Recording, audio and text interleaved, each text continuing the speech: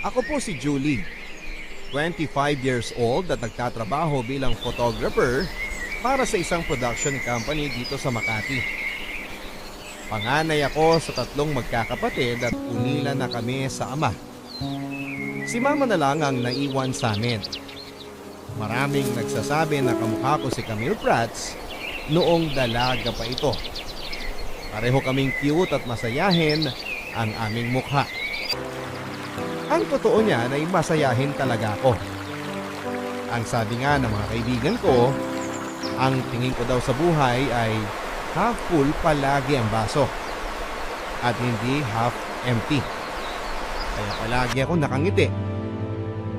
Kahit nahihirapan na ako ay ngingiti pa rin ako. Ayokong pinapakita sa iba na umiiyak ako. At saka hindi rin naman ako madaling umiyak. Pero kapag umiiyak ako, buhos po talaga. Alam mo Papa Dudut, matindi rin ako kung magkagusto sa boys. Lalo na noong high school ako. Hindi ako nahihiyang magbigay ng love letter o kaya kapag may libreng oras ako ay sinusundan ko yung taong gusto ko. Iniisip ko kasi, masaya ako kapag nakikita ko ang taong gusto ko o yung crush ko. Nagkakaroon ako ng inspirasyon, makita ko lamang siya. Natutuwa ako kapag napapangiti ko siya. Sa akin ay okay na yon. Hindi na niya kailangang magkagusto pa sa akin. Pero syempre mas okay kung magkakagusto siya, hindi ba? Pero okay lang kung hindi naman. Nadala ko yung mga ganitong pag-uugali hanggang sa mag-college ako. Papunta pa lang ako sa freshman orientation namin nung una kong makita si Roman. 24 lang siya noon pero nasa final year na sa law school. At dahil hindi ako inabutan ng K-12, 16 years old pa lamang ako nang pumasok na freshman sa isang malaking university sa Metro Manila. Nagkaroon ng aksidente noon sa daanan. Nagkabuhol-buhol ang traffic dahil may tumaob na van. Bumaba kami sa sinasakyan naming jeep dahil nakita namin nagkakagulo na ang mga tao. Nakita ko na may mga tao sa loob ng van na hindi pa rin makalabas. Yung iba, umiiyak. Yung iba naman ay humihingi ng saklolo. Kaya lang, lahat ng mga tao ay parang tulala. Walang makagalaw sa sobrang shock dahil sa aksidenteng nangyari. Tapos ay bigla na lang akong nakarinig ng malakas na sigaw. Hindi sigaw na parang natataranta kundi sigaw na parang naguutos. Nakita ko sa kaliwa ko ang isang lalaking nirorolyo ang mahabang sleeves ng polo niya habang nagdidikta sa mga tao kung ano ang gagawin. Siya mismo ang dumapa para kunin ang mga taong natrap sa loob ng tumaob na van. Isa-isa nilang nailigtas ang mga pasahero. Mabuti na lang at walang namatay. May mga nasugatan pero hindi naman malubha. By that time ay dumating na ang rescue team kaya nabigyan ng emergency treatment ang mga nasugatan. Nagpalakpakan ang mga tao nang mahugot ni Roman ang huling tao sa van. Doon ako unang humanga at nagkagusto sa kanya. Nung una kong nakita si Roman, Papa Dudut, ay hindi ko alam na iisa lang pala ang pinapasukan naming university. Pero dahil magkaiba ng kurso ay hindi ko siya nakikita. Nagkita na lamang kami nang muli kaming nagkabanggaan sa library. As in literal na banggaan talaga. Medyo clumsy rin kasi ako kaya hindi ko siya napansin. Pero siya yung nag-sorry sa akin habang tinutulungan niya akong pulutin yung mga gamit ko. Ako naman ay natulala na lamang. Wala akong nasabi kundi okay lang. Yun lang. Hanggang sa umalis na siya, sayang. Hindi ko man lang natanong kung ano ang pangalan niya. Ang kisig ng mukha niya, Papa Dudut. Sa malayo medyo matatakot ka kasi mukhang domineering. Pero sa malapitan, parang masasabi mo sa kanya lahat ng problema mo kasi alam mong makikinig siya. Pero mabait siguro akong tao, Papa Dudut, kasi may extra blessing akong natanggap mula sa langit. Naiwan ni Roman ang ID niya sa counter na iniraman niya ng libro. Student assistant yung kaibigan ko kaya nakuha ko kaagad yung pangalan niya. Pati yung kurso, student number at napasigaw na lamang ako ng thank you Lord. Mula noon ay pinuntahan ko na siya sa building nila. Inalam ko yung schedule niya, pati yung mga lugar na madalas nilang tinatambayan ng kapareho niyang mga law students. At dahil may camera ako na may telephoto lens, madalas ko siyang nakukunan mula sa malayo. Naglalakad, nag-aaral, nakikipag-usap sa mga kaibigan. Sa madaling salita ay naging stalker ako ni Roman, Papa Dudut.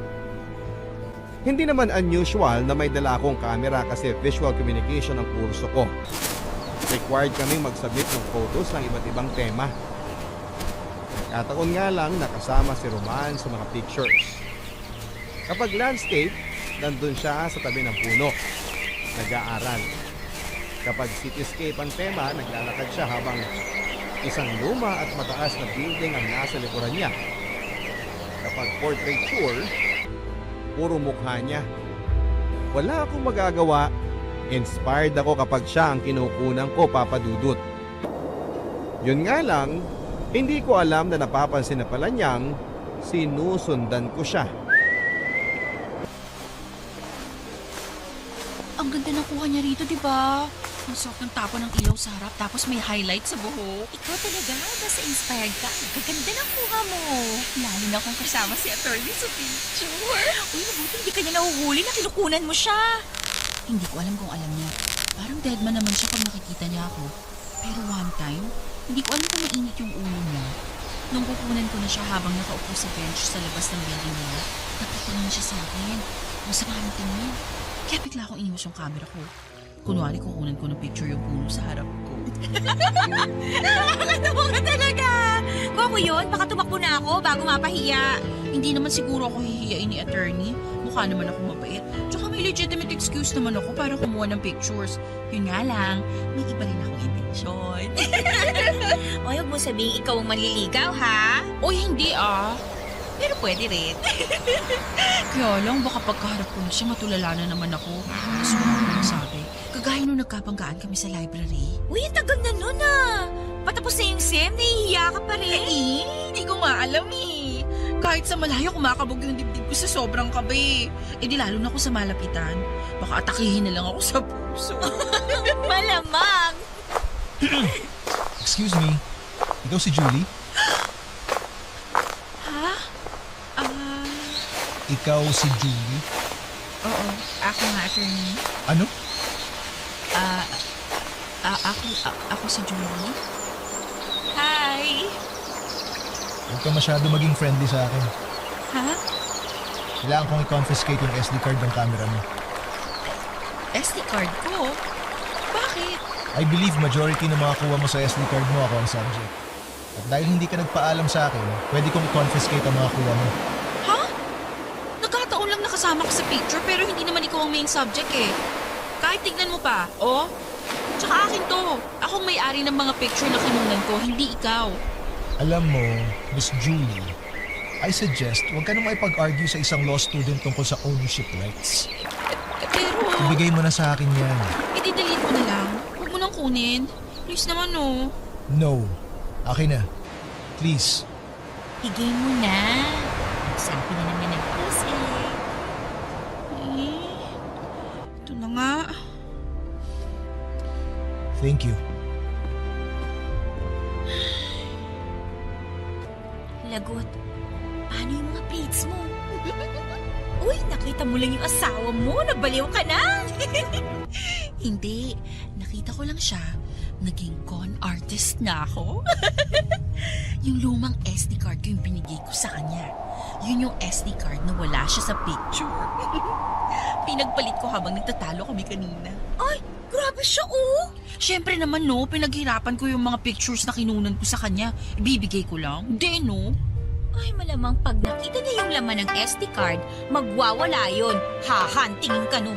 Eh di mabuti. Next sem, siya naman ang magkahabol sa akin. Baliw! Kaya lang nang sumunod na semester ay hindi na kami nagkita pa. Huling taon at huling sem ni Roman sa university. Pero hindi ko na siya nakita pa. Dahil nung sumunod na semester ay nagkaroon ng isang napakalungkot na pangyayari sa pamilya namin. Namatay si Papa. Devastated kaming lahat sa pagkamatay ni Papa. Lalo na kasi spoiled kaming lahat sa kanya. Mula kay Mama hanggang sa bunso naming kapatid ay spoiled sa kanya. Kaya hanggang ngayon, iniingatan ko pa rin ang unang kamerang binili niya para sa akin. Masakit kasi maaga kaming iniwan ni Papa. Pero kailangan naming harapin ang reality na wala na siya. Sa pagkalibing kay Papa ay nagmeeting kami ng mga kapatid ko. Kasama si Mama. Si Papa ang breadwinner sa pamilya at nung namatay siya ay nawala na ang taong nagpo-provide ng mga pangangailangan namin. At dahil masyado pang bata ang dalawang kapatid ko, kami ni Mama ang nagtutulungan sa mga magiging gastusin namin sa pang-araw-araw. Naghanap ng mapapasukang trabaho si Mama, pero dahil hindi naman nakatapos ng college, nahirapan siyang makakuha ng trabaho. Nang matanggap naman siya sa trabaho ay hindi naman ganong kalaki ang sweldo niya. Nasa minimum lang. Ako naman bilang panganay ay nag-decide ako na maging regular student na lamang. Kapag may pang-tuition, saka ako mag-i-enroll. May mga semester na nagpa-file ako ng leave of absence para magtrabaho at makapag-ipon ng pang-tuition. Kaya inabot ako ng halos 7 years bago ako nakagraduate sa isang 4-year course, Papa Dudut. Sa loob ng 7 years na yon, hindi ko pa rin makalimutan si Roman. Pero dahil naging busy na ako sa pagtatrabaho at pag-aaral ay hindi ko na siya hinahanap pa. Ang sabi sa akin ni Marie, after a year pagkatapos niyang graduate ay nakapasa na to ng bar. Wala siya sa top 10 pero nasa 3% ng mga nakapasa. Yun nga lang ay hindi ko na alam kung saang legal office siya napunta. Pero noong mga panahon na yon, kahit na hindi ko siya nakikita at wala na akong balita pa sa kanya, isa pa rin siya sa mga nagbibigay sa akin ng inspirasyon at lakas para magpatuloy at lumaban sa buhay. Dahil sa kanya at dahil nakikita ko ang mga pictures niya, nagiging positive pa rin ako sa buhay ko. Kahit sumagi sa isipan ko na baka nag-asawa na siya, masaya pa rin ako at iniisip ko at least yung taong nagbigay sa akin ng saya, masaya na rin sa buhay niya. Pagka-graduate ay nahirapan akong humanap ng trabaho. Kung meron man, puro racket lang sa production. Hindi stable ang sweldo. Noong mga panahon na yon ay nag-aaral pa ang kapatid ko kaya kailangan ko ng trabahong may sweldong natatanggap kada kinsenas at 30 para matulungan sila sa pag-aaral. Nirecommend akong legal assistant ng kaibigan ko sa isang law firm. Madali naman ako natanggap kasi noong working student ako ay isa sa mga naging trabaho ko ay messenger sa isang law firm. Tumutulong din ako sa mga legal secretaries ng mga abogado nila, kaya naman kahit papaano ay may alam na rin ako. Kahit para legal work ay pinapagawa na rin sa akin kapag busy ang mga tao. First day ko sa law firm ay walang masyadong tensyon. Kasi ang sabi nila, yung attorney na magiging boss ko ay naka-leave daw. After 3 days pa bago siya bumalik. Kaya habang wala siya, tumutulong muna ako sa mga ibang legal assistants ng mga trabaho nila. Gumagawa ng sec certs o yung secretary certificates. Nagpa-file ng motion for extension. Nagmo-monitor ng mga email para sa schedule ng mga abogado sa korte o court hearing nila. Chill lang ako sa loob ng 3 araw. Julie! Uy! Hi, Mia! Ang aga mo ah! Siyempre, ngayon dating ng boss ko. Ngayon pa lang kami makikita kaya magpapa-impress ako. Good luck sa'yo! Tara, sabay na tayo sa elevator. Okay.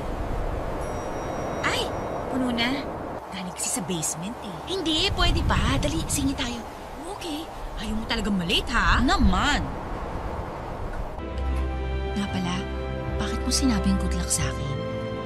Eh kasi yung natapat sa yung abogado, mahigpit. Yung mga legal assistant niya, pag nagkamali, may warning muna tapos pag naulit, hindi na pinababalik. Talaga? Sobrang higpit? Grabe! Di bale, yung mga pinagagalitan ng legal assistants, hindi naman sumasama ang loob sa kanya. Bakit? Sobrang tanda na kaya hindi na nila inaaway? Hindi, no? Sobrang gwapo kaya. Kaya imbis na magalit, naiiyak na lang sila sa panghihinayang na hindi na nila makikita ang gwapong boss nila. Ganun? Dapat pala ingat ako palagi.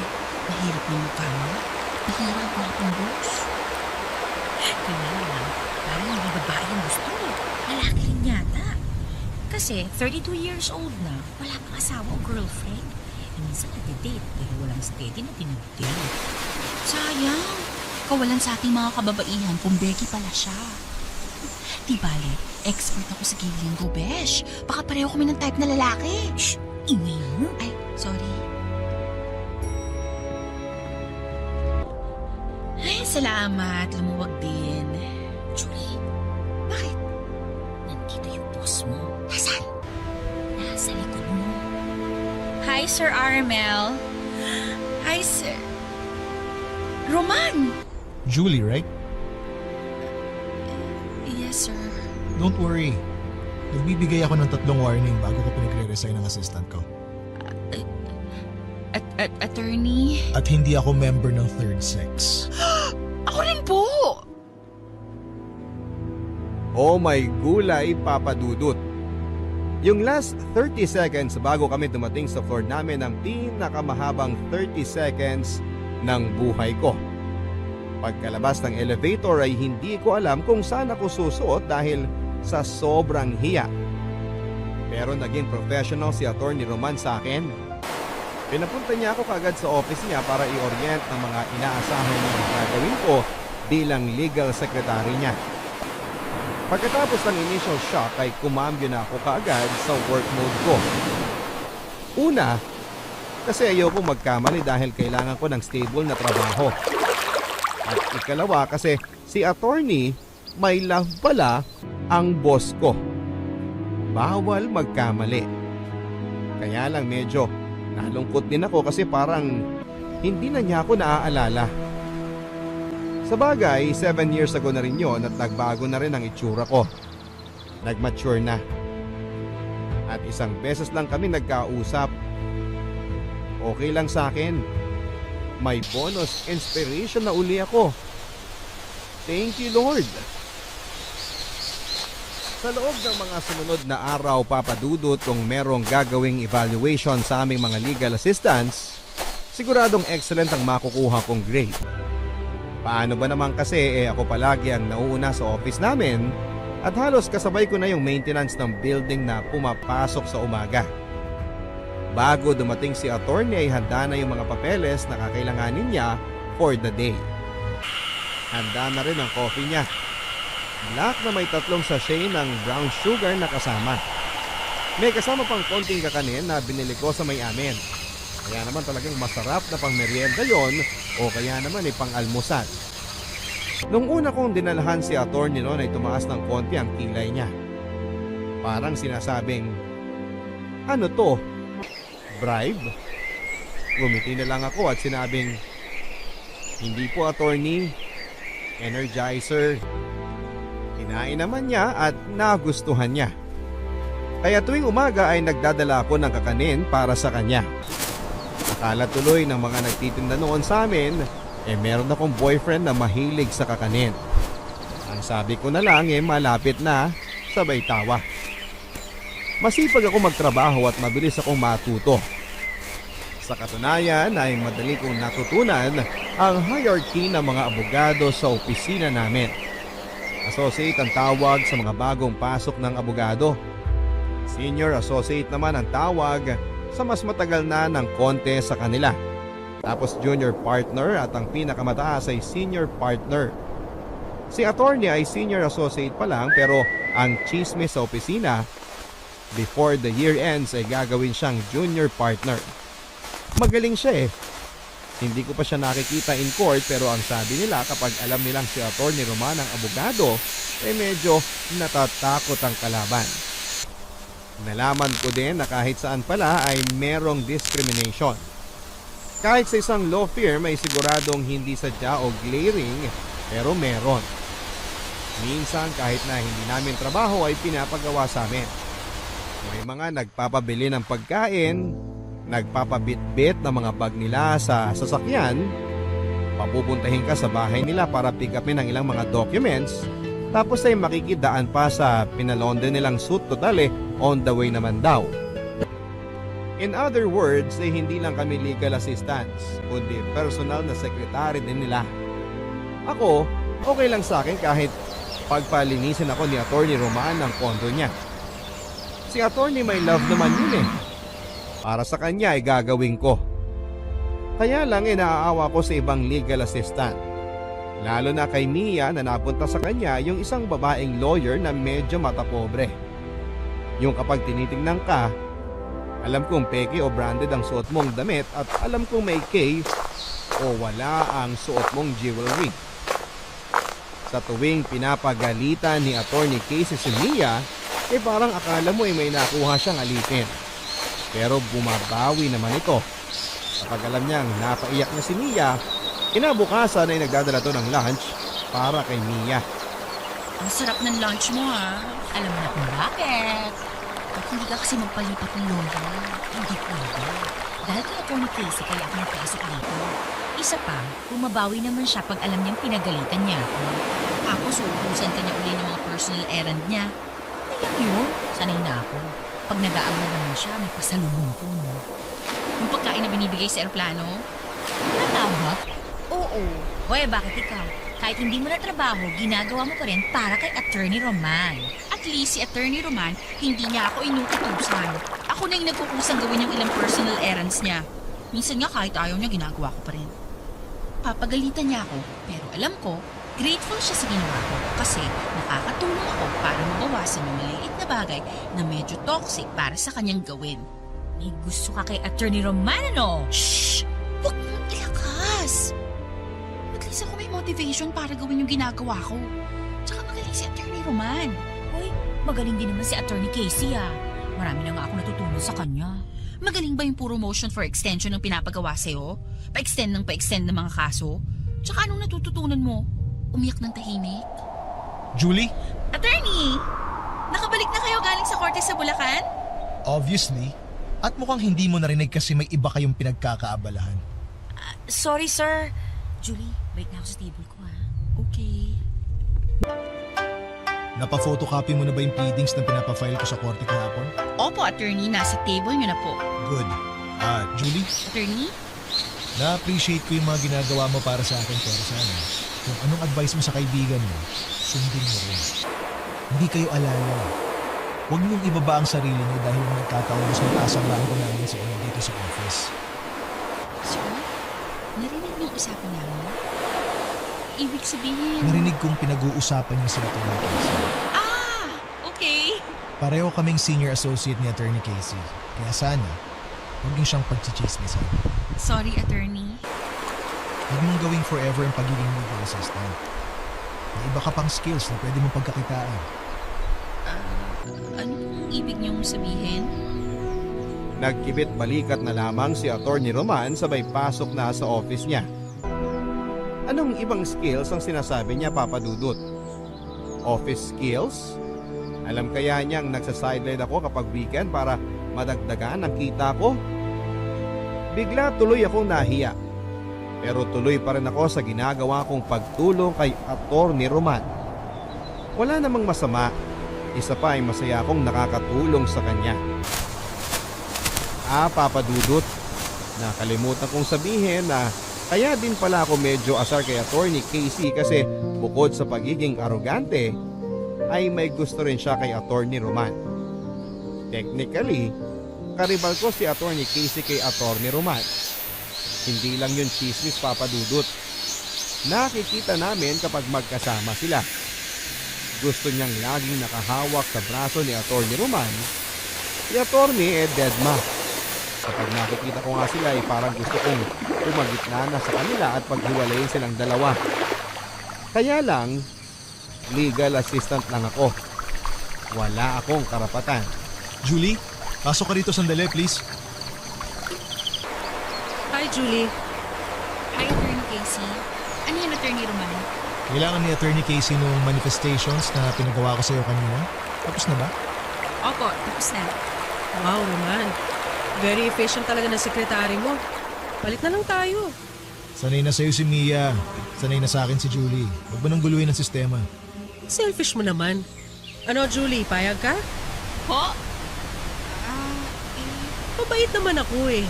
Tsaka pag nasa akin ka, papalitan natin ang style mo ng pananamit. Gagawin kitang mas feminine, hindi yung puro maong at polo shirt ka na lang. Mas efficient para sa akin yung maong at polo shirt. Roman naman, babae si Julie, wag mong gawing one of the boys. Alam kong babae siya. Opo, babae ako. Sabagay, kaya siguro yung messenger sa 7th floor may crush sa'yo. Alam mo ba yun, Roman? Hindi ako interesado. Alam mo, Julie, bagay kayo ng messenger. Ano ang pangalan nun? Si Ernie po. Kaibigan ko lang yun. Mas kaibiganin mo pa, Julie. Pareho kayong masipag, pareho kayong rank and file. I'm sure magiging compatible kayo sa isa't isa. Parang kami ni Roman. Bagay kami, hindi ba? Stop it, Casey. Hindi ka nakakatawa. Hindi naman ako nagpapatawa eh. Dapat kasi kung kanino ka lang bagay, doon ka lalapit. Hindi mo pwedeng abutin yung mga bagay na hindi mo kayang abutin. Hindi ba, Julie? Pwede naman pong tumungtong sa hagdan pag hindi na maabot. Ano? Nanginginis ka ba? Ay, hindi po, Attorney Casey. Pinatatawa ko lang kayo kasi masyado kayong seryoso ni Attorney Roman. Talaga? Katulad nung pinatawa mo ako nung maling SD card ang binigay mo sa akin dati. Maling SD card? Sige ba, kukunin ko lang yung pinapagawa nyo? Anong SD card? Private joke. Naaalala niya, Papa Dudut. Naaalala pa rin niya ako. Naaalala pa rin ako ni attorney. Halo-halong emosyon ang naramdaman ko pagkatapos ko sa office ni Attorney Roman. Masaya kasi ang ibig sabihin, hindi niya ako nakalimutan. Takot kasi ibig sabihin nun, baka gantihan niya ako sa maling SD card na ibinigay ko noon sa kanya. Hiya, kasi ibig sabihin alam niyang may gusto ko sa kanya at ako ang dati niyang stalker. Baka isipin niya na sinusundan ko siya.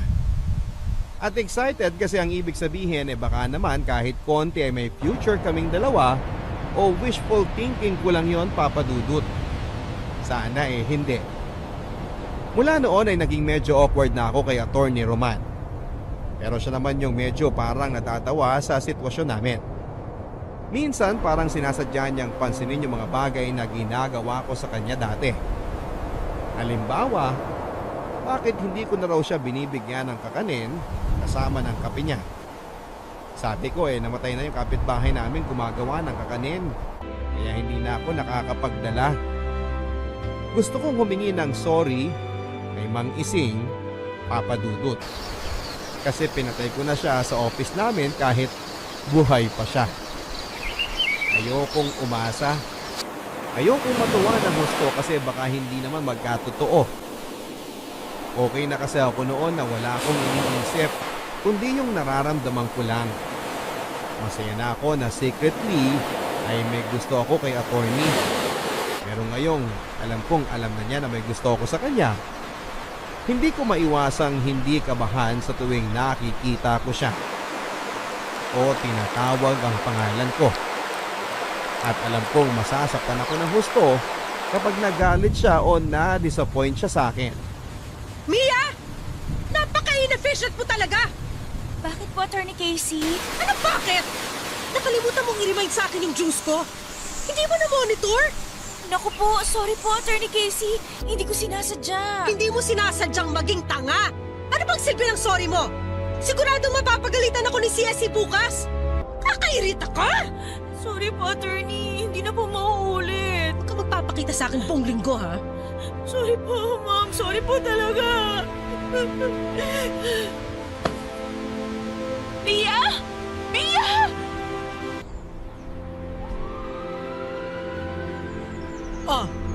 Tapos ng palabas. Ba't nandito pa kayo sa labas?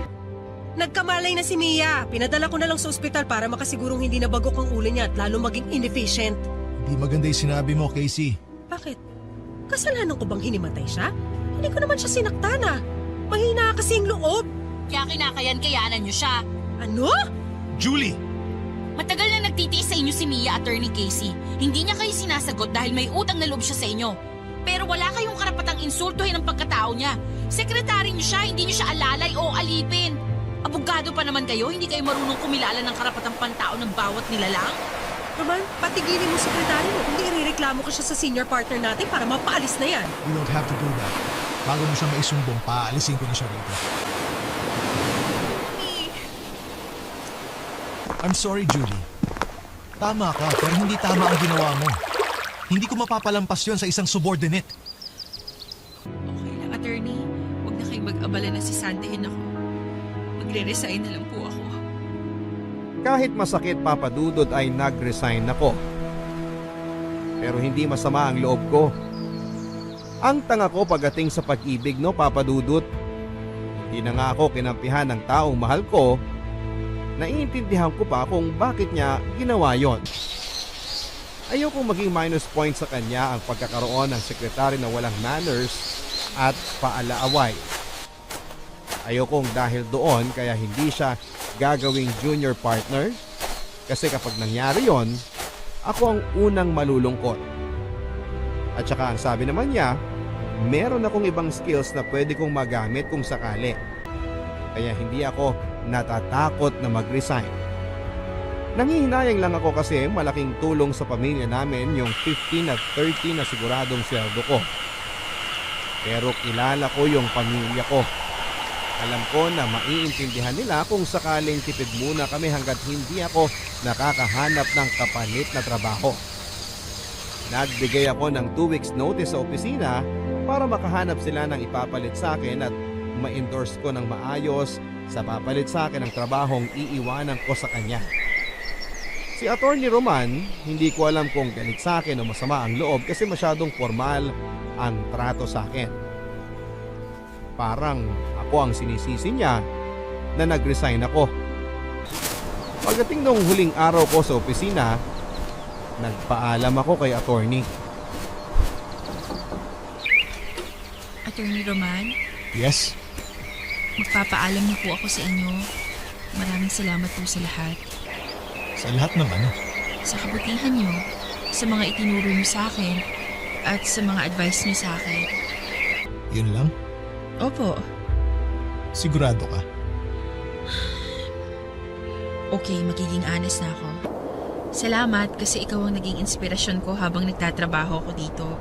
Dahil sa'yo, naging masaya ako. At sorry kasi na-disappoint ka sa akin dahil sa ginawa ko kay Attorney Casey. At sorry, hindi na kita pinupo. Hindi mo ba ihihingi ng sorry yung ginawa mong panluloko sa akin 7 years ago? 7 years ago? Ibig sabihin yung... SD card. Grabe naman itong magtanim ng galit. Ang lalim ng ugat.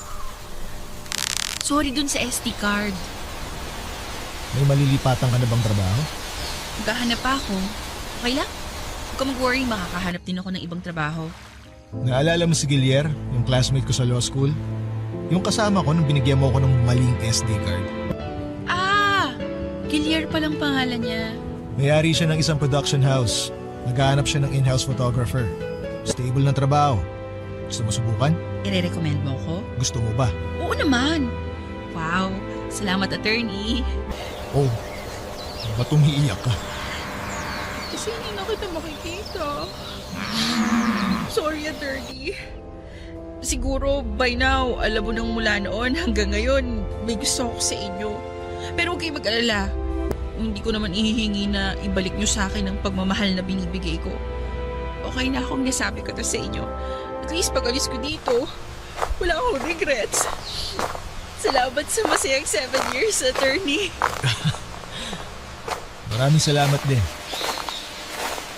Pinuntahan ko yung production house na sinasabi sa akin ni Roman, Papa Dudut. Nagulat ako kasi hindi siya cheap na production house. Marami silang ads na ginagawa at hindi basta-basta ang mga kliyente nila. Nakilala ko kaagad si Gilier, yung kaklase ni Roman. Ibinigay ko yung resume ko at in-interview niya ako. Nakapasa ako bilang in-house photographer nila. Pati ako ay nalula sa bilis ng mga pangyayari. Pero hindi ako nagrereklamo. Kasi ito yung ideal situation para sa akin. Ginagawa ko ang trabahong gusto ko na may stable na sweldo. After a few months at hindi sa pagmamayabang, siguro dahil sa husay kong kumuha ng pictures, ako ang madalas na nire-request ng mga kliyente sa mga event and photoshoots nila. Si attorney, naaalala ko pa rin. Kapag may lull sa shot o kaya naman ay kapag wala akong ginagawa, siya ang naiisip ko kaagad. Kumusta na kaya siya?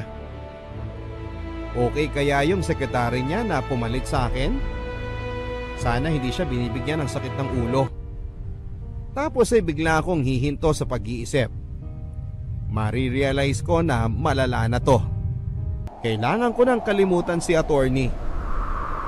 Kasi hindi ba kung may gusto siya sa akin, sana ibinibisita niya ako dito sa bago kong trabaho. Alam naman niya kung saan ako lumipat at kaibigan naman niya si Gilier. Pero wala. Ang sabi ko tuloy sa sarili ko ay tama na, Julie. 7 taon ng buhay mo ay naubos na sa kanya. Move on ka na. Pero paano ako makaka-move on kung pati si Sir Gilier kapag nakikita ko ay si Attorney Roman ang laging kinukwento. Oh, Julie, overtime ka? Yes, sir. Sandali na lang to. Kinokorek ko lang yung kulay ng model. Gusto ko yan. Medyo underexposed ang dating. Parang may mystery. Yun naman po kasi ang overall concept ng kliyente. Good. Parang ganyan yung isang picture na pinakita sa akin ni Roman na kinunan mo. Sir? Anong picture? Wala naman akong binigay na picture na kinunan ko at binigay ko kay Attorney Roman. Ay, sorry. Hindi mo ba alam? Tinaprint niya yung mga picture na kinunan mo noong 7 years ago sa binigay mong SD card sa kanya. At mula doon, nagustuhan ko yung mga kuha mo kaya formalities na lang yung interview ko sa'yo. Kasi para sa akin, hired ka na. Teka, paano? Nagulat ka, no? Freshman ka pa lang, nabanggit ka na sa akin ni Roman. Naintriga raw siya sa isang babae na nakipag-away sa isang pasahero sa UV Express na ayaw umusog para mapaupo ng maayos ang isang matandang lalaki. Hindi ko maalala yung... Nakaupo kami ni Roman sa harap. Nasa likod ka naman nakaupo. Sinita mo yung babae kasi tinatarayan yung matandang lalaki. Kinausog mo kasi nahihirapan yung matanda. Kaso, ayaw umusog ng babae. Sabi niya, pababain na lang daw yung matanda at babayaran niya yung upuan. Nung narinig mo yun, inaway mo yung babae. Hindi ko na maalala yung sinabi mo. Pero tawa kami ng tawa ni Roman pagbaba namin. O ano kasing batas ang sinabi mo doon sa babae eh. Mali-mali naman yung mga sinabi mong batas. Naalala ko na! Ibig sabihin, mas una pa akong nakilala ni Attorney? Hindi ko alam ang timeline ng love story niyo. Pero alam niya, every time nandiyan ka, kinukunan mo siya ng picture. Minsan okay sa kanya, pero pag alam niyang may klase ka, naiinis siya. Kasi alam niya nag-cut class ka dahil sa kanya. Sabi pa niya, ikaw raw ang stalker angel niya. May sense of justice para sa ibang tao, pero para sa sarili, wala. Para namang telenovela to, sir. Hirap paniwalaan. Ewan ko sa inyong dalawa. Natatawa nga ako nung kinuwento niya na ikaw ang legal assistant niya. Alam mo ba nung hindi niya alam kung anong gagawin niyang trato sa'yo? Teka. Sir, ibig mong sabihin, may gusto rin siya sa akin? Hindi mo ba siya tinanong? Hindi. Malay ko, hindi naman siya nagsasabi. Masyado madrama ang kwento niyo. Pabuti pa siya na lang kausapin mo. Baka mamaya ako pa masisi niya. O sige, tapusin mo na yan tapos umuwi ka na. Papadudot ako yung stalker, hindi ba? Pero sa mga sinabi ni Sir Gilier, pareho pala kaming stalker ng isa't isa. Pagkatapos ng hilaw na confession na yon, hilaw kasi hindi galing mismo kay attorney at galing sa kaibigan niya. Kaya hindi pa counted yon, hindi ba? So paano na? Hindi ko na alam ang gagawin. Paano magpa-progress ang level ng relationship namin ni attorney kung hindi niya ako tinatawagan o binibisita sa bago kong trabaho? At ako naman, nahihiyang tumawag o puntahan siya sa trabaho. Ang dali lang ng problema namin pero hindi namin masolusyonan, and in the end, naisip ko na dahil ako naman ang mas bata, ako na lang ang magpapakumbaba. Lily, pakipasok dito yung compliance na pinagawa ko sa'yo.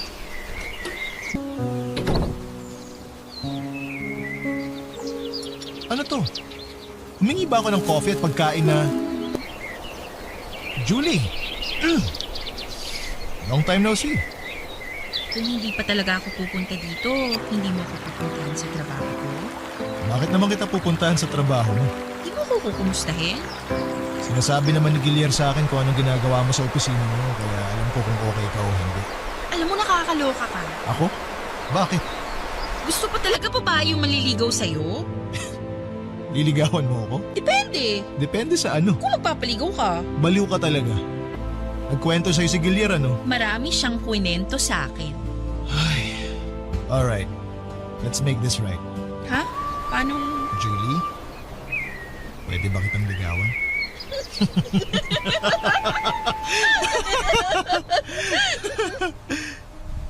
After 8 years ay naging kami ni Attorney Roman Papadudut.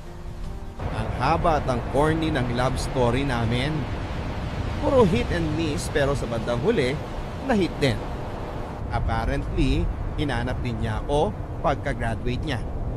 Pero dahil naging abala na sa bar at sa trabaho ay hindi na niya ako pinursu. At noong nakita niya akong muli, nagulat daw siya. Gusto na raw niyang itanong kung bakit ako nandun sa law office o kung saan daw ako nagpupunta, pero pinigilan niya ang sarili niya dahil siya ang boss ko. Sa ngayon ay magto 2 years na kami ni attorney.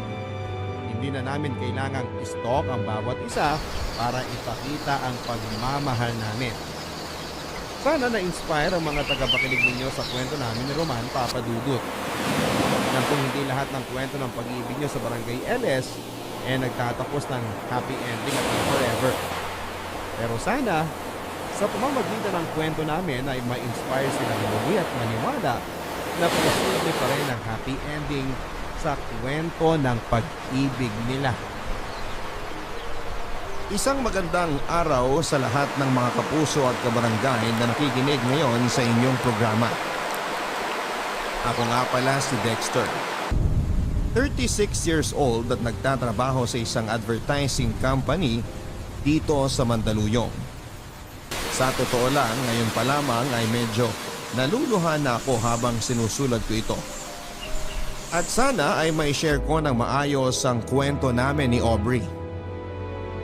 Papadudot bago pa lamang ako noon sa kumpanya bilang isang production artist nang makilala ko si Aubrey. Siya ang aming creative director. Sa unang beses pa lamang na pagkikita namin sa opisina niya para ipaalam sa akin ang mga dapat at hindi ko dapat gawin sa oras ng trabaho, ay aminado akong attracted na ako sa kanya. Maganda kasi talaga siya, Papadudut. Matangos ang ilong, makinis ang mukha at singkitin ang kanyang mga mata. Idagdag pa na maganda ang kutis niya at balingkinita ng kanyang katawan. At para mas lalo ninyong ma-imagine kung gaano siya kaganda, ay malaki ang pagkakahawig niya kay Miss Sanya Lopez. Kaya walang lalaki ang hindi hahanga sa unang beses na makita siya. Pero sa kabila ng napakagandang mukha ni Aubrey, ay ang pagiging mataray at suplada niya, Papadudut. Medyo perfectionist siya pagdating sa kanyang trabaho. At sa konting pagkakamali mo lamang ay ipaparamdam niya sa iyo na parang ikaw ang pinakabobong empleyado niya sa opisina. Minsan ko na kasing naranasan na masigawan niya nang nagkamali ako sa trabaho. At paglabas ko nga ng opisina niya, naabutan ko pa ang mga kasamahan ko sa trabaho na nagkakatuwaan at nagpupustahan kung hanggang kailan daw kaya ako tatagal bilang production artist ni Aubrey. Marami na raw kasi ang nag-resign dahil sa ugali niya. At akala ko rin na hindi ako tatagal sa trabaho ko. Pero hindi ko napansin na halos 1 taon na pala ako dito sa kumpanya. Papadudot sa mga kaopisina ko rin nalaman na si Aubrey ang tipo ng babae na walang alam puntahan kung hindi bahay at trabaho lang. At Kahit kailan daw kasi ay hindi siya sumama sa kahit na anong get-together na para sa mga empleyado. Wala rin siyang kahit na sinong matatawag na kaibigan o close man lang sa opisina. Siguro nga kasi ay masyado siyang mataray. Siya yung tipo ng boss na kahit konting pagkakamali lang ng isang empleyado ay parang magugunaw na ang mundo sa galit. Huy, Lily. Thank you dito sa regalo, ah. Kailangan ko talaga nito kasi wala na akong lalagyan ng mga sapatos sa bahay. You're welcome! O ikaw naman, Dexter, sino nabunot mo sa exchange gift natin? Ikaw na lang ang hindi pa nagbibigay ng regalo, ah. Ay, wala siya dito eh. Paano wala? Halos lahat naman tayong creative team. Nandito na sa pantry. Nauna na nga lang kumain yung iba. Except for Dragonessa Queen! Oo nga, no? Sanay na kasi akong hindi siya nakikita every mini Christmas party natin at exchange gift. Counted nga pala siya. Oo, counted siya. Ako pa nga ang nabunot niya eh. Nakita ko na lang kanina na may regalo sa table ko. Kaya palang aga niyang pumasok kanina. Ayaw niya siguro may makakita sa kanya na naglalagay ng regalo sa table mo. Siguro nga. Kasi ako yung pinakauna sa ating pumasok pero pagdating ko kanina, nasa table na siya ng office niya. So paano ba yan, Dexter? Mukhang kakailanganin mo talagang pumasok sa isang nag-aapoy na kuweba para maibigay ang regalo mo sa kanya. Ay, dali mo na rin tong pagkain niya. Pinagtabi na namin siya kasi alam namin na hindi siya pupunta dito sa pantry para makipag-celebrate. Bakit naman? Dahil ba sa religion niya? Hindi, no? Alam mo yun si Dragonessa? Sa ilang taon namin nagpapasko dito sa opisina, kahit kailan, hindi pa nakipag-celebrate sa amin. Paano makikiselebrate? Subsub nga sa trabaho. Lunch break nga niya, hindi siya lumalabas ng opisina niya.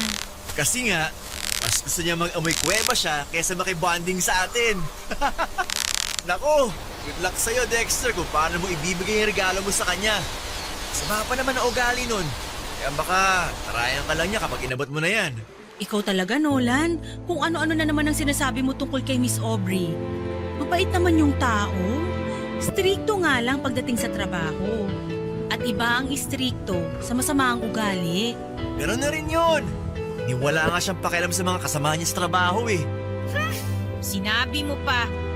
Naalala ko tuloy nung nagkasakit ang anak ko, tapos 1 linggo akong absent. Hindi nga niya ako binigyan ng suspension dahil sa absent ko. Pero hindi niya rin in-approve ang mga emergency leave request ko. Ilang araw tuloy akong walang sinweldo nang dahil sa kanya. Pero di ba in-explain naman ni Miss Aubrey kung bakit hindi na-approve ang mga leave request mo? Dahil wala kang nasubmit na medical documents that time. Required kaya yun para sa mga nagli-leave. Kahit na, no? Yung ibang manager nga ina-approve yun. Siya lang talagang hindi pumapayag. Sa tingin ko, sumusunod lang naman si Miss Aubrey sa policy ng opisina natin. Perfectionist nga kasi sa trabaho si Miss Aubrey. Kaya ayaw niya na may nagkakamali. Mas lalong ayaw niya sa mga empleyado na hindi sumusunod sa policy niya at ng opisina na to. Saka pwede ba, iwasan na natin ang pagsasalita ng negative sa kanya. Hindi pa naman natin siya kilala talaga para husgahan natin yung buong pagkatao niya.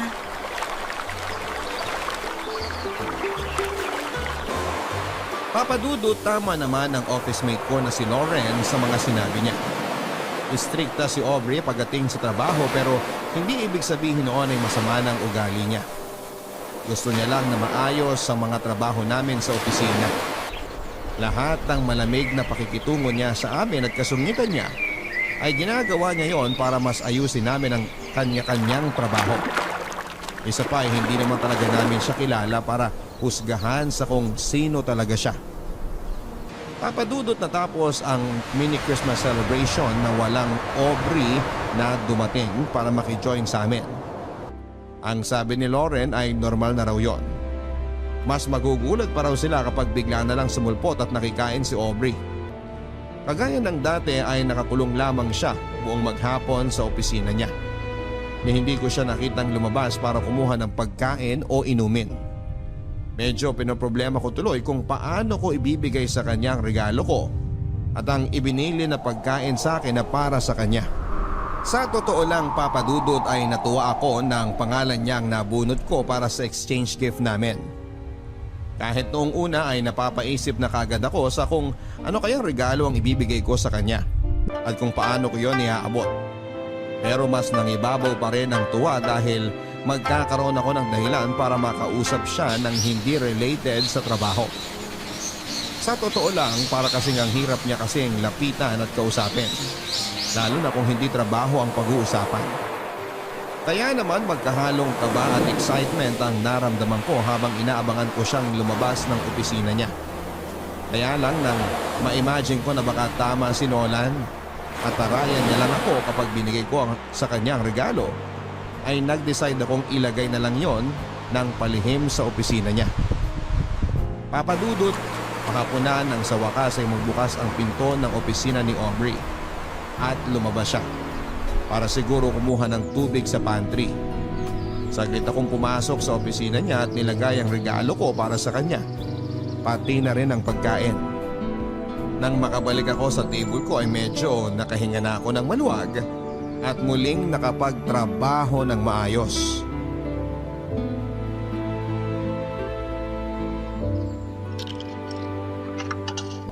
Grabe, ang lamig sa loob. Buti na lang coffee break ko na. Nakakuha nga muna ng kape. Si Miss Aubrey ba yung nag-iossi mag-isa mo? Siya nga.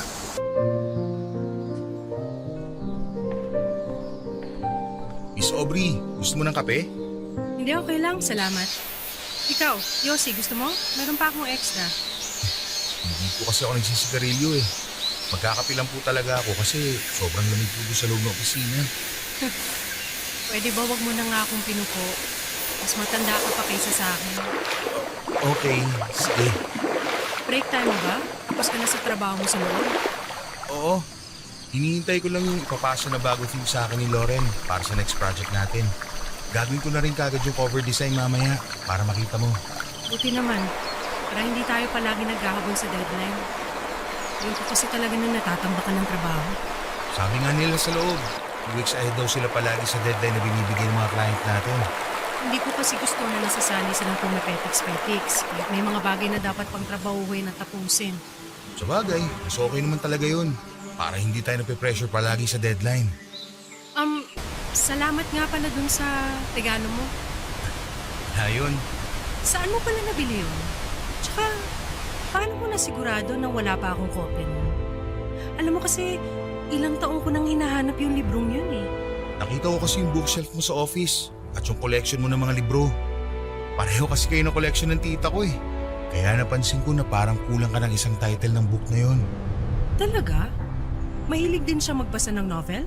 Oo, lalo na ng mga romance novel. Actually, kung mapapansin mo nga, medyo luma na yung binigay ko. Hiningi ko lang kasi yun sa kanya. Kaya dinagdagan ko na lang ng imported na tsokolate yung regalo ko sa'yo. Okay lang. Ako nga sobrang hirap na hirap talaga akong hanapin yun eh. Kasi laging out of stock. Ilang beses na ako nag-request sa mga bookstore pero wala pa rin. Kahit nga sa mga international online shop, hindi siya available. Buti pala yun talagang naisip ko regalo. Sa totoo lang, medyo nahirapan ako maghanap na ibibigay sa'yo kasi parang halos lahat meron ka na eh. Hindi, no, ano ka ba? Anyway, thank you ulit po. Na-appreciate ko yung pagiging observant mo sa loob ng opisina ko. Walang anuman. Alam mo, mag-iisang taon na ako dito sa kumpanya pero parang ngayon lang kita nakita ngumiti ng ganyan. Bagay pala talaga sa'yo. Ano bang sinasabi mo dyan? O sige na, babalik na ako sa loob. Huwag ka na magtatagal dyan ha. Marami pa tayong trabaho.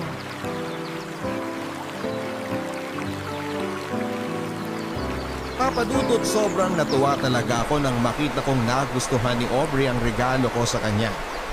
Hindi ko kasi talaga inaasahan yon. Alam ko kasi na may kaya sa buhay si Aubrey, tapos isang lumang libro lang ang ireregalo ko sa kanya.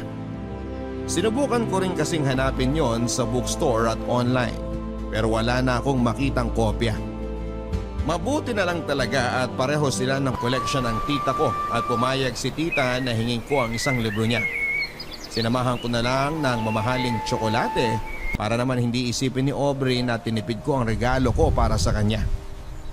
Pero alam mo, Papa Dudut, kung ano ang mas hindi ko inaasahang makita ng araw na yon. Yung pagngiti niya habang magkausap kaming dalawa.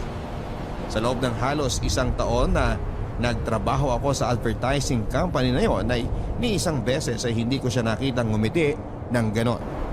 Kaya naging sobrang espesyal sa akin ang saglit naming pag-uusap ni Aubrey. Papadudot, sa pagpasok ng bagong taon ay napansin ko ang unti-unting pagbabago kay Aubrey. Oo, masungit pa rin siya. Mataray at perfectionist pagdating sa kanyang trabaho. Pero paminsan-minsan ay nagagawa na niyang ngumiti na talaga namang bagay na bagay sa mukha niya. Mas lalo siyang gumaganda at hindi nga nagtaga. Naramdaman ko na mas lalo akong nagkakagusto sa kanya. Hanggang sa ma-realize ko na nai-in-love na ako sa creative director ng company namin. Papadudot, dahil medyo nagiging close na ako sa creative director namin, ay Aubrey na lamang ang tawag ko sa kanya kapag kaming dalawa lang ang magkausap. Madalas din ay magkasama na kami sa coffee break. Doon namin pinagkukwentuhan ng mga bagay na hindi related sa trabaho. Kaya naman nalaman ko na high school pa lamang siya ay ulila na siya sa mga magulang. Wala rin siyang mga kapatid o malapit na kamag-anak na nakasama noon. Mag-isa siyang pinag-aaral at pinuhay ang sarili niya habang nakikitira sa ninang niya na matandang dalaga. Mabait naman ang ninang niya dahil pinatuloy siya dito sa bahay, Papadudot. Kaya lang noong nasa college na siya ay namatay ito sa sakit sa puso. Kaya kinailangan niyang maghanap ng ibang titirhan. Kumuha siya ng maliit na kwarto. Nagtrabaho bilang service crew sa isang food chain at nag-aral sa gabi. Ganon ang naging routine ng buhay niya hanggang sa nakatapos siya ng college at magkaroon ng maayos na trabaho.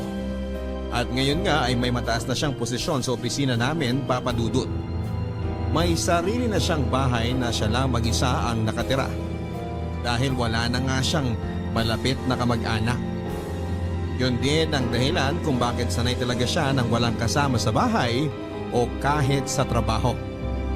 Isa rin daw sa mga dahilan kung bakit hindi siya madalas na humingiti ay dahil pakiramdam niya nagiging mahina siya kapag nakikita ng ibang tao na parang mabait siya. Kaya pinapangatawanan na naman niya ang pagiging isang dragonesa sa loob ng opisina.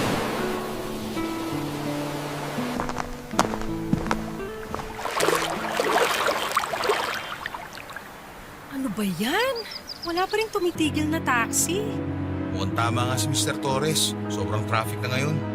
Kaya pala siya nagmamadaling umalis pagkatapos ng dinner meeting natin kanina. Okay lang naman na matraffic basta may taxi.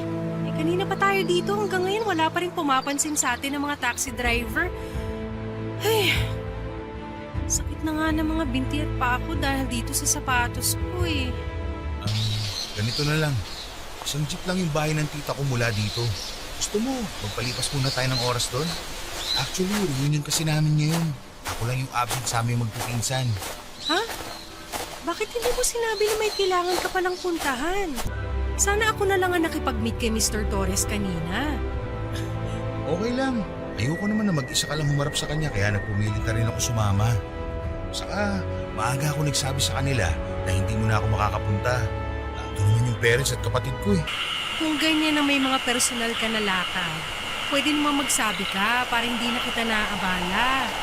Hindi naman kasi ikaw ang dapat nakasama ko ngayon pero nag-extend ka pa ng oras para sa meeting na to.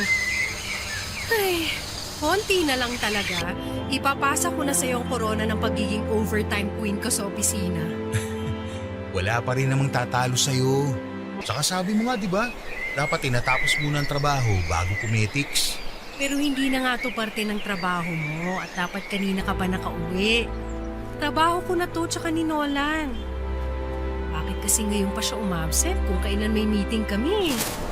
If I know may hangover lang siya, how irresponsible. Oh, kumukunot na naman yung noo mo. Tama na nga yan. Pagsasamahin mo pa ang bad trip mo sa kanya at dito sa traffic ngayon. Pero ayun nga. Gusto mo bang sumama muna sa bahay ng tita ko ngayon? Lapit lang yun, promise. Eh, hindi na. Okay lang ako dito. Pumunta ka na doon. Dito na lang ako para maghintay ng taxi. Ano ka ba? Hindi naman kita pwedeng iwan dito na mag-isa. Isang jeep lang ang papunta doon sa kanila, kaya doon na lang tayo magpalipas ng rush hour. Hindi ba nakakahiya? Mababait ang mga pinsan ko. Saka nandun din naman ang parents ko eh. Pati yung makulit kong kapatid, sigurado makakasundo mo yun. Dati pa nga kita kinukwento sa kanila eh.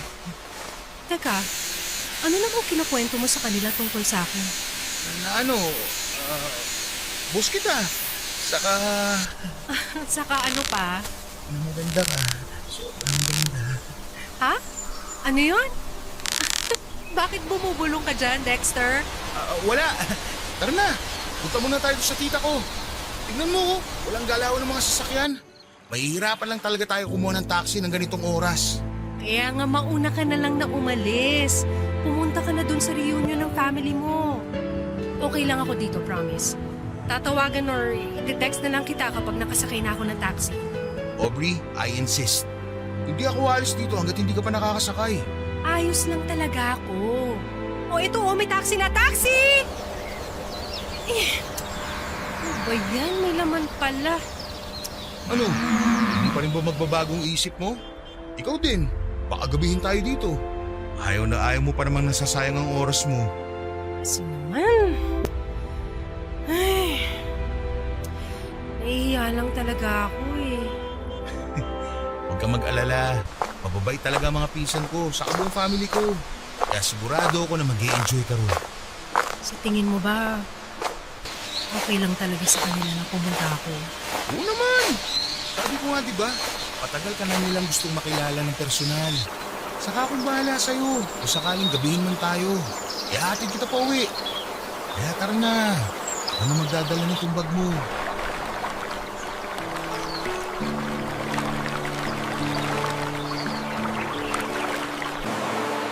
Papadudot na convince ko si Aubrey na sumama sa family reunion sa bahay ni na tita. Noong una ay medyo tahimik pa siya at suplada nang makilala niya ang pamilya at ibang kamag-anak ko. Siguro nga kasi hindi naman siya talaga sanay na makihalubilo sa maraming tao.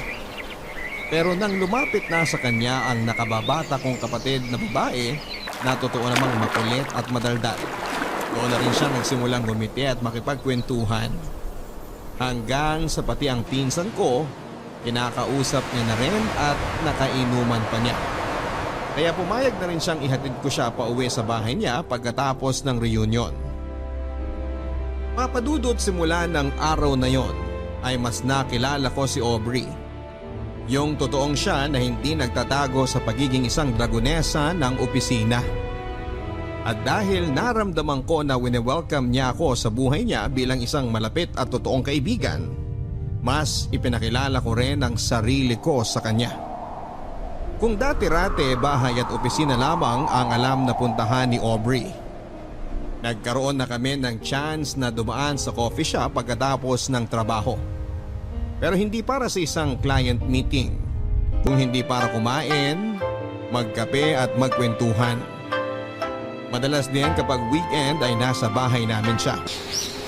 Kung hindi sila magkakwentuhan ng kapatid kong babae, tumutulong naman siya sa pagluluto kay mami. Pati na rin ang mga pinsan ko na pumupunta sa bahay, nakabanding niya at hindi siya matalo-talo pagdating sa inuman. Alam mo papadudot, pakiramdam ko nga minsan ay nag-iiba si Aubrey kapag nasa labas na siya ng opisina.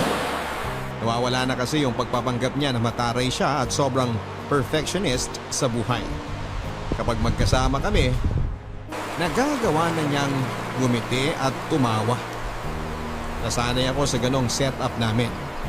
Kaya nang minsang mag-leave siya sa trabaho niya ng halos 2 linggo, na alam kong hindi niya talaga ginagawa, ay dinalaw ko siya sa bahay niya para kumustahin siya.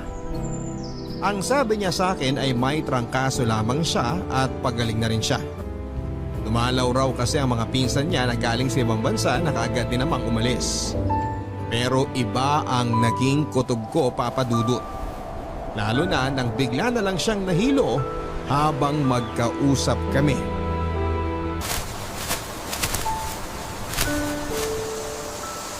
Hindi ka ba sinasabi sa akin, Aubrey?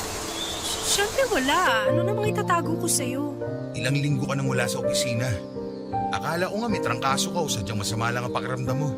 Kaya hindi mo nasasagot ang mga tawag ko. Sinabi ko naman na kaninang dahilan, di ba? Nagkaroon ako ng bisita dito, umuwi yung mga pinsan ko, at bigla akong tinrang kaso pagkatapos nilang umalis. Ilang beses ko bang kailangan ulitin sa'yo yun? Pero sinabi mo rin sa akin noon na halos wala ka na kamag-anak na malapit sa'yo. Wala ka na nakakausap sa kanila. Bakit biglang may mga pinsan ka na darating tapos magagawa pang makitulog dito sa inyo? Hindi ba talaga pwede mangyari yon? Wala ba talagang tao na pwede maging concern sa akin at gusto ako makasama? Hindi naman sa ganun.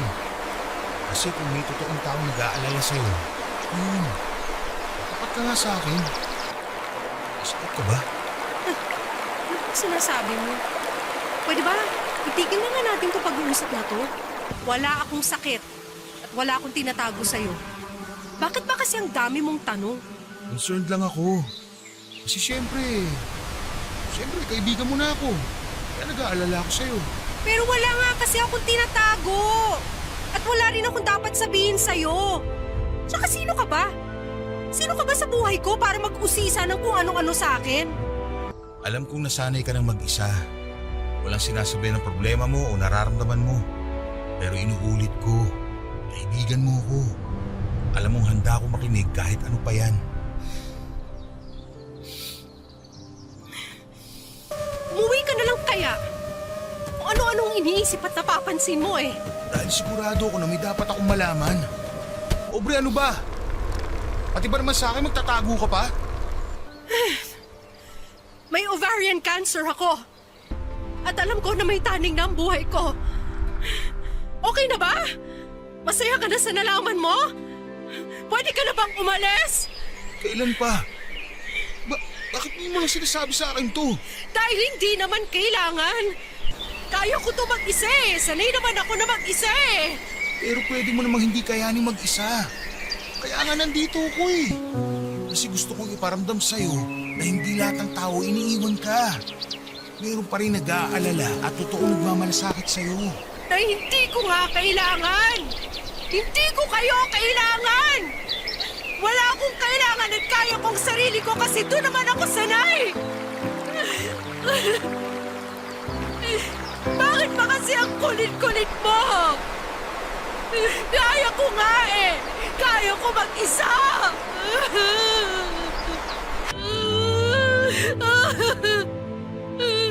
Kaya ko. Tama na. Umiyak. Hindi ka na ulit mag-iisa. Sasamahan kita. I'm sorry. Ang totoo. Nung araw na nalaman ko may cancer ako. Gusto talaga kita tawagan nun. Kasi ikaw lang naman ang nakakausap ko eh. Pero naisip ko na para saan pa. Mamamatay na lang din ako. Bakit pa ako magiging pabigat sa ibang tao? Hindi ka naman ibang tao sa akin eh. Pero ayoko pa rin maging pabigat sa'yo. Tsaka ilang taon na ako nabubuhay na mag-isa. Anong bago kung mamatay na lang din ako na nag-iisa? Hindi. Hindi ka mamamatay. At hindi ka na rin mag-iisa. Sasamahan kita. Sasamahan ka ng pamilya ko. Lalaban tayo. At mabubuhay ka pa ng mas matagal.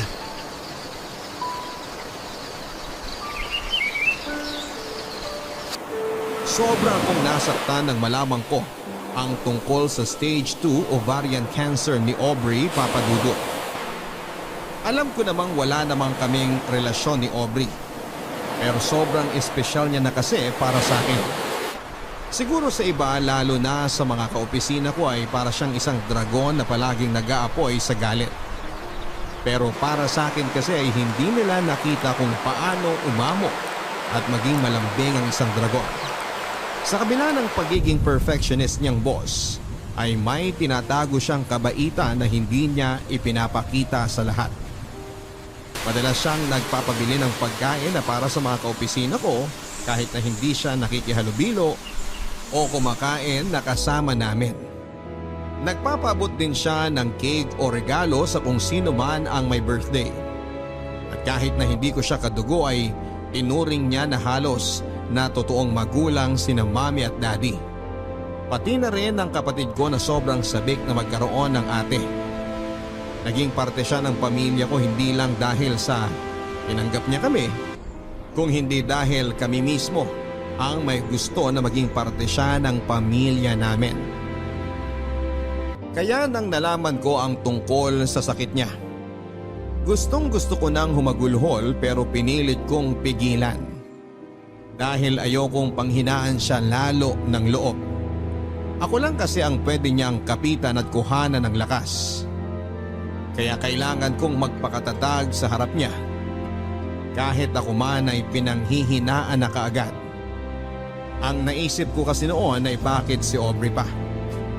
Hindi naman sa hinihiling ko na sana ibang tao na lamang ang magkasakit pero napakabata pa kasi niya para danasin ang ganong klase ng hirap ng nag-iisa.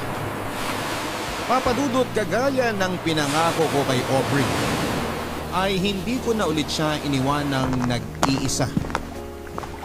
Hindi ko sinabi sa opisina ang tungkol sa totoong dahilan ng pagpa-file niya ng extension para sa leave niya. Pero alam ko naman na hindi magtatagal ay malalaman nila ang tungkol sa sakit ni Aubrey. Ayaw din kasi ni Aubrey nang kinakaawaan siya ng ibang tao.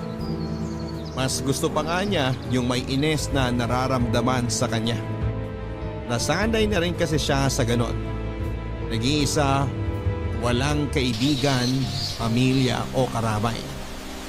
Kaya gusto niyang ipakita sa ibang tao na matigas siya at kaya niyang mag-isa. Kahit ang katotohanan ay hinang-hina na siya at kailangan na niya ng kasama. Papadudot, mula nga ng araw na nalaman ko ang tungkol sa sakit niya, ay madalas na akong pumupunta sa bahay niya. Palagi niya rin akong kasama sa mga check-up hanggang sa therapy niya. Nung una ay palagi niyang sinasabi na kaya niya at hindi niya kailangan ng tulong ko o ng kahit na sino.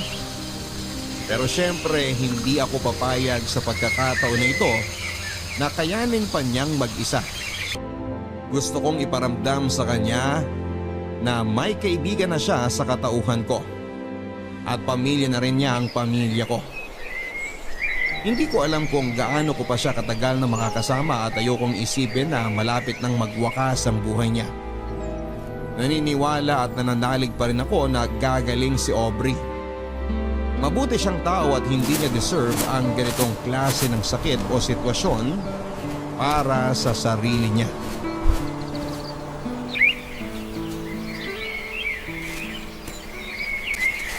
Aubrey, sandali na lang to.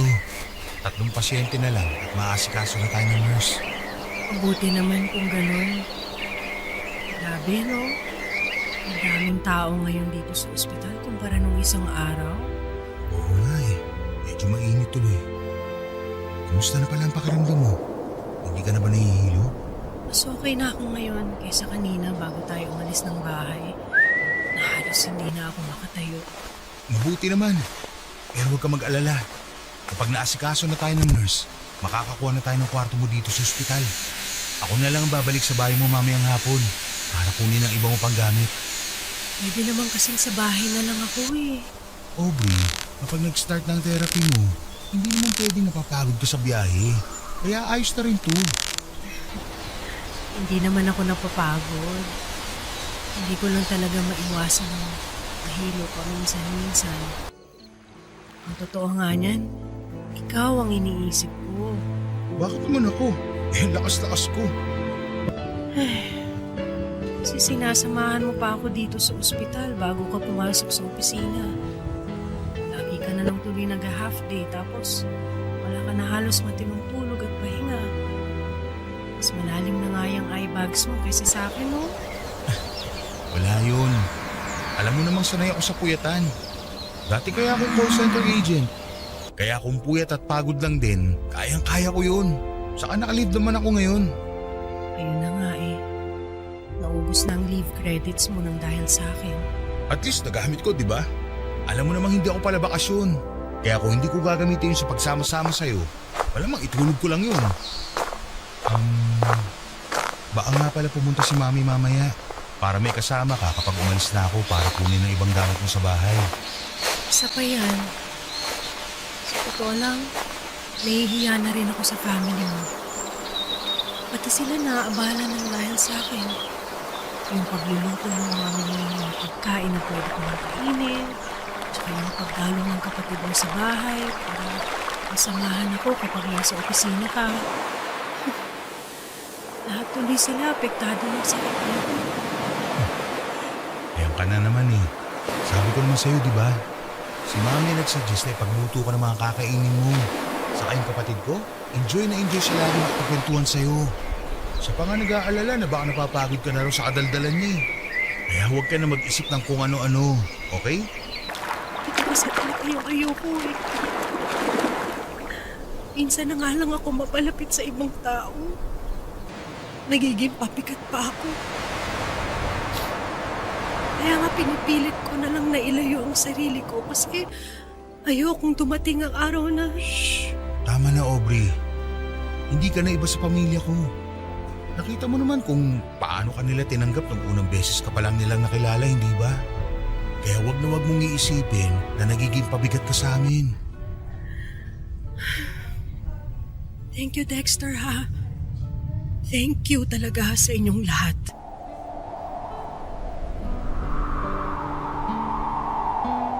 Papadudot dahil nga sa naubos na ang leave credits ko sa opisina, ay madalas nang hindi nababayaran ang mga araw na hindi ako pumapasok.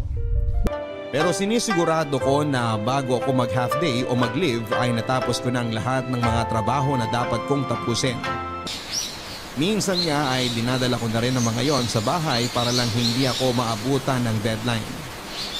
Hindi rin kasi ako pwedeng mawala ng trabaho, lalo na ngayong tumutulong na rin ako financially para kay Aubrey. Papadudot kahit paano ay nabawasan ang pagod ni Aubrey sa pila at biyahe nang pumayag na siyang magpa-confine sa ospital para doon na ituloy ang therapy niya. Nang nalaman din ng pamilya ko ang tungkol sa sitwasyon ni Aubrey, ay sila nang nag-offer ng tulong para sa kanya. Nagbabantay sa ospital ang kapatid kong babae at si Mami naman ay palaging nagluluto at nagdadala ng pagkain na pupwede kay Aubrey. Parte ng pamilya na talaga ang turing nila kay Aubrey at alam kong nararamdaman niya yon. Papadudot na kwento rin kasi ni Aubrey sa akin dati na may mga alaala pa siya na kasama niya ang mga magulang niya at sobrang saya nila noon. At kapag daw nasa bahay namin siya noon at kausap niya si Mami o ang mga kapatid ko ay ramdam niya na parang hindi na siya iba sa pamilya ko. Yun naman talaga ang gusto kong iparamdam sa kanya, Papadudot. Kaya nga natuwa na rin ako nang hindi na niya tanggihan ang tulong ng pamilya ko. Nasamahan siya sa ospital kapag nasa trabaho ako.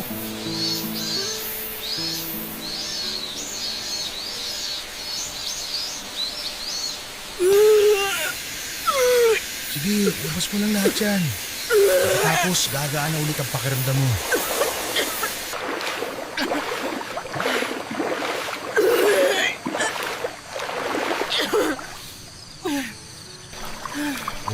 Okay ka na ba?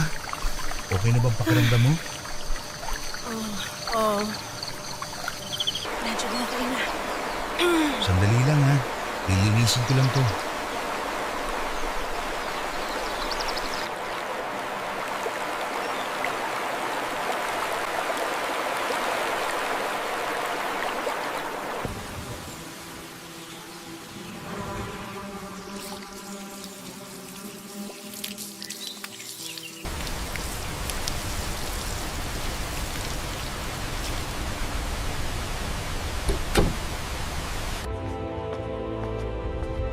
Gusto mo bang matulog muna?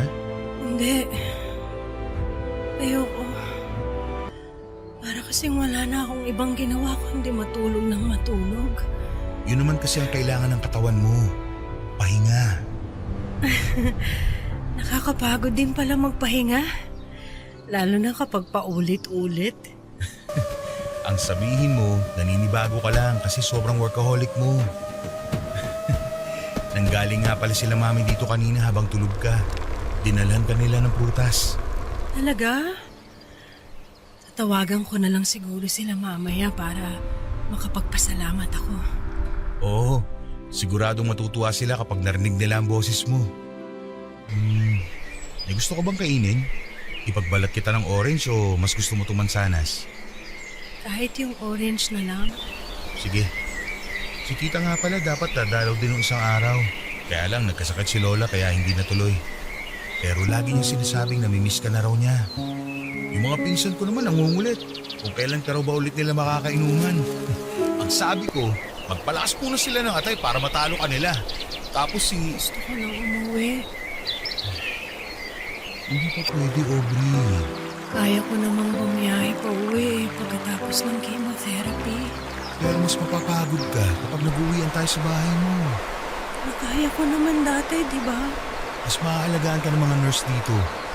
Kaya kong alagaan ang sarili ko sa bahay. Alam ko naman na kung ano mga dapat kong gawin at hindi ko rin ginagawa ang lahat ng mga bawal. Ayoko lang talaga na magstay pa dito sa ospital. Ayoko na sa kwarto na to. Gusto mo ba ng bagong movies? O bagong books para malibang-libang ka? Pwede ko rin naman sabihan ng kapatid ko na kapag wala siyang pasok, dito na muna siya ulit. Pero baka ikaw naman ang mapagod sa kadaldalan niya. Hindi naman ako naiinip. Hindi rin ako nalulungkot. Pakiramdam ko lang talaga. Kung magtatagal pa ako dito sa kwarto, lalo akong manghihina. Ilang session na lang naman tayo dito. Tapos makakauwi na tayo. Please, Dexter. Gusto ko na talagang umuwi. Ayoko na dito. Ayoko na ng amoy ospital, ng pagkain nila, na maramdaman na may sakit ako. Pero Aubrey, Sa bahay kasi kahit paano nakakakilos pa ako ng normal. Nararamdaman ko nung wala akong nilalaban na sakit. Kakayanin ko. Basta umuwi na tayo. Gusto ko na umuwi. Ayoko na dito sa ospital. Ayoko na maramdaman ng paulit-ulit na may sakit ako.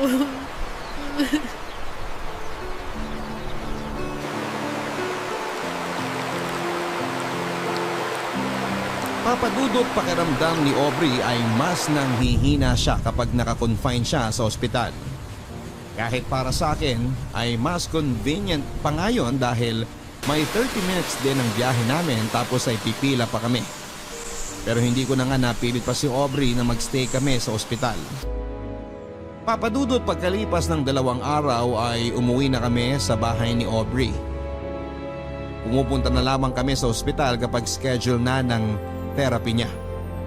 Matatag si Aubrey at kahit kailan ay hindi niya ako pinakitaan ng kahinaan o pagkapagod. Wala akong reklamo na narinig at palagi lang siyang nakangiti kapag tumitingin sa akin. Bagay na nagpapalakas lalo sa loob ko na malalampasan niya ang lahat ng ito. Malalampasan namin ang magkasama. Iba kasi ang dating na mga ngiti niya sa akin.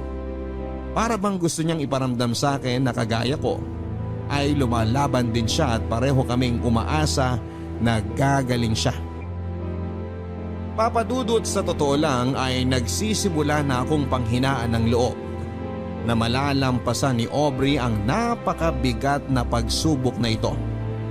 Lalo na nang tumaas sa stage 3 ang ovarian cancer niya na sinundan ng panghihina lalo ng katawan niya. Pero nakikita ko pa rin ang determinasyon niya na lumaban. Bagay na muling nagbigay ng lakas ng loob sa akin para magpakatatag. Kung si Aubrey nga ay nangihina na ay pilit na nagpapakatatag at nagpapakalakas. Ano pa ako na walang iniindang sakit sa katawan. Kaya kailangan kong taasan ang pananalig ko na gagaling siya at malalampasan niya ang lahat ng ito. Papadudot habang tumatagal na nakakasama ko si Aubrey ay mas lalo ko siyang minamahal. Pero pinigilan ko ang sarili ko na sabihin sa kanya ang bagay na yon. Ayoko kasing isipin niya na baka naaawa lang ako sa kanya. Kaya sa halip na marinig niya sa akin ang tungkol sa nararamdaman ko, ginawa ko na lamang ang lahat para maiparamdam sa kanya kung gaano ko siya kamahal. Inalagaan ko siya, inasikaso at kahit kailan ay hindi iniwan. Kasama ko ang pamilya ko sa pagpaparamdam kay Aubrey na hindi siya nag-iisa at may mga tao na nagmamahal at patuloy na nagmamalasakit sa kanya. Sa paraan na yon, alam ko na magpapakatatag siya at lalaban. Hindi lang para sa sarili niya kundi para na rin sa amin. Papadudot dahil nga sa indefinite leave ni Aubrey sa kanyang trabaho, nalaman na ng mga kaopisina namin ang totoong nangyari sa kanya. Pati na rin ang dahilan kung bakit palagi akong late sa trabaho ko. Half day o naka-leave. Halos lahat sila ay nakisimpatya sa pinagdadaanan ni Aubrey, papadudot. At dahil nga madalas akong naka-leave without pay sa opisina namin, nagsimula ko na ring magastos ang mga ipon ko. Hindi rin kasi biro ang gastusin para sa therapy at sa mga gamot ni Aubrey. At alam ko na paubos na rin ang savings niya. Kaya hanggang kaya ko ay tutulungan ko siya sa kahit na anong paraan na nalalaman ko. Uuwi ka uli ng maaga, Dexter? Oo, pero natapos ko naman na yung mga design na pinapagawa mo sa akin. Paano mo hindi matatapos madaling araw pa lang yata nandito ka na sa opisina? Yung totoo, natutulog ka pa ba? Oo naman oh. Weh! Hindi nga pare. Oo nga. Sa biyahe. Grabe siya! Sa biyahe talaga? Sakit kaya sa ulo matulog sa loob ng taxi o kaya sa jeep, no? Naku, sinabi mo pa. Pero yung totoo, Dexter, bakit mo ginagawa yan? Ang alin? Ang lahat ng yan para kay Miss Aubrey. Uy, Dexter, pag-on na ba kayo? Hindi. Magkaibigan lang kami. Wala na kasi siyang ibang pamilya o kamag-anak dito eh. Kaya walang ibang mag-aasikaso sa kanya kung hindi ako na lang. Buti na lang talaga kahit papano nandyan ka. Alam ko namang mabait si Miss Aubrey. May pagkamataray lang talaga. Saka ayaw niya lang talaga ng may nagkakamali sa trabaho, lalo na kapag nagiging cause of delay. Totoo yun. Mabait talaga siya. Nasanay lang talaga siyang mag-isa at hindi nakikihalubilo sa mga tao. Ay, medyo nagigilty nga ako eh. Ang dami ko kasi naging kapalpakan sa trabaho. Pakiramdam ko tuloy, masyado ko siyang ini-stress nung nandito pa siya sa opisina. Mabait naman kasi talaga si Miss Aubrey. Sadyang mahigpit lang siya, pero may pakialam siya sa mga empleyado niya. Madalas kaya siyang nagbibigay ng mga regalo kahit hindi natin siya binibigyan ng kahit na ano. At nagpapakain kapag may okasyon kahit hindi siya lumalabas ng opisina niya. Alam mo, naisip ko rin yan. Hindi niya talaga deserve yung mga nangyayari sa kanya ngayon. Ay. Uy, oo nga pala, Nolan. Dala mo ba yung pinagbentahan ng unang batch ng t-shirt tsaka keychain? Oo. Sandali lang. Nandito sa drawer ko.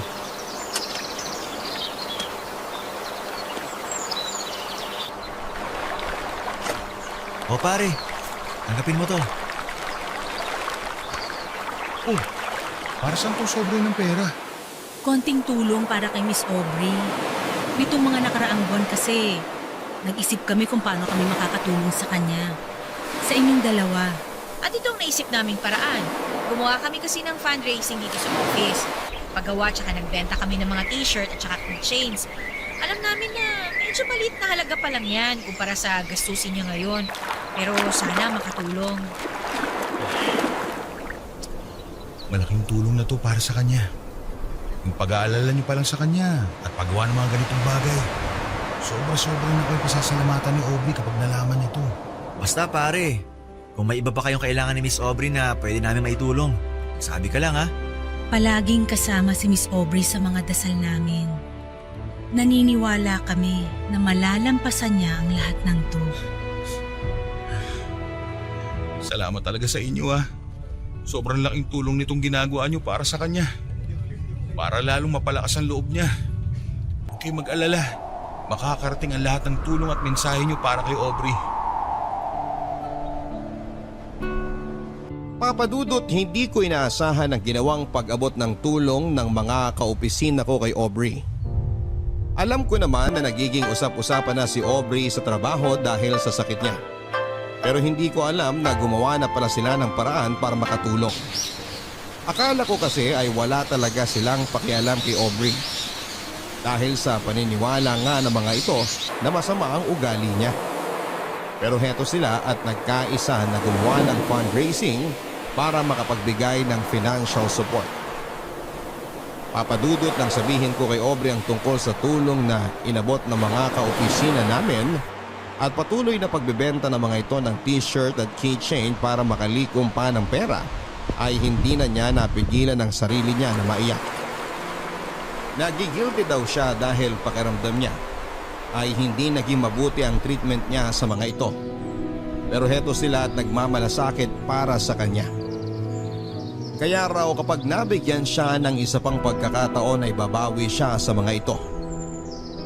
Papadudot, sinabi ko naman sa kanya na wala siyang dapat na ipag-alala. Dahil naiintindihan ng mga kaopisina namin na ginawa niya lang ang tama pagdating sa trabaho. At alam ng mga ito kung gaano siya kabuting tao. Hindi niya kailangang bumawi dahil lumaban at gumaling lang siya sa sakit niya ay sapat na yon para masuklian lahat ng tulong na ibinigay ng mga taong nagmamalasakit sa kanya. Nakausap ko yung kapatid mo kanina sa telepono. Ang kulit-kulit pa rin talaga. Kung pwede raw na dito na lang siya sa bahay matulog araw-araw para may kasama siyang manood ng K-drama. Sabi ko naman, kapag weekends na lang, para pwede siyang magkaya, diba? Dexter? Teka lang. Naririnig mo ba ako? Ha? Oo, okay lang. Bakit naman hindi ako magiging okay? Ano nga yung kinukwento mo? Tungkol kay mami, hindi ba? Tungkol sa kapatid mo, ang sabi ko. Kausap ko siya sa telepono kanina. Oo nga. Sorry. Medyo nabibingi lang ako. Last session na nga pala natin sa chemotherapy mo next week, no? Nag-file na rin ako ng leave for 1 week. Bakit magli-leave ka pa? Wala ka ng leave credits, di ba? Hindi na yan mababayaran ng kumpanya. Kaya dapat pumasok ka na lang noon. Okay lang. Gusto ko kasi sana na mag-celebrate tayo pagkatapos ng last therapy mo. Para saan? Tapos na ang birthday mo Hindi ko rin naman birthday. Walang may birthday. Gusto ko lang na magkaroon ng advance celebration kasi sigurado naman ako na pagkatapos ng last session ng therapy mo, gagaling ka na. Hindi ka pa rin nawawala ng pag-asa. Kahit kailan, hindi naman ako nawala ng pag-asa eh. Araw-araw ka kayang pinagdadasal ni na mami at tita. Pati na rin ang mga kaopisina natin. Saka sinabi ko naman sa'yo, hindi ba? Kahit hindi ako nurse o doktor, alam ko nagagaling ka. Hindi ko na talaga alam kung paano ka papasasalamatan. Kayong lahat, lalo na ang pamilya mo. Buong buhay ko, hindi ko naisip na pwede ko pa palang maranasan to. Pwede pa pala ako magkaroon ng pamilya. Wala ka naman dapat ay pagpasalamat kasi ginusto namin lahat na gawin to. Parte ka na ng pamilya namin. Kaya lahat gagawin namin para sa'yo. Alam mo dati, takot na takot akong mamatay. Kasi hindi ko ma-imagine kung paano mamamatay ng nag-iisa. Walang pupunta sa burol ko. Walang makikiramay. Walang iiyak. Aubrey, hindi ka na nag-iisa ngayon. At hindi ka rin mamamatay. Ngayon, hindi na ako takot. Pero handa na rin akong lumaban. Kasi honestly, nawala na ako ng pag-asa noon eh. Tinanggap ko na hanggang dito na lang talaga ako. Pag-asa pa tayo. Kakayanin natin 'to. 'Di ba? Ay. 'Di ko alam kung paano ako magiging okay. Pero handa na rin akong lumaban. Kasi honestly, nawala na ako ng pag-asa noon eh. Tinanggap ko na hanggang dito na lang talaga ako. Pag-asa pa tayo. Kakayanin natin 'to. 'Di ba? 'Di ko alam kung paano ako magiging okay.